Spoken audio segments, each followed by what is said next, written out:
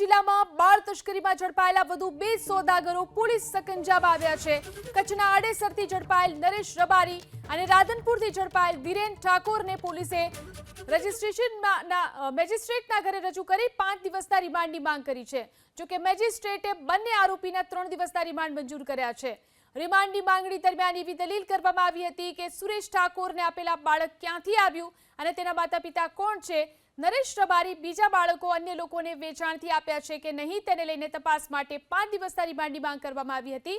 જો કે 3 દિવસના રિમાન્ડ મળતા હવે પોલીસ બંને આરોપીને વધુ પૂછપરછ કરી અને બાળ તસ્કરી મુદ્દે નવા ઘટસ્ફોટ કરી શકે છે।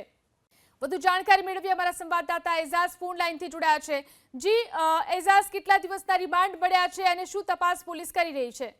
જે રીતના કહી શકાય કે જે બાળ તસ્કરીનો મામલો હતો તેમાં અત્યાર સુધી 3 આરોપીની અટકાયત કરી હતી ને તેમના રિમાન્ડ મેળવીને પોલીસે પૂછપરછના દોર શરૂ કર્યા છે।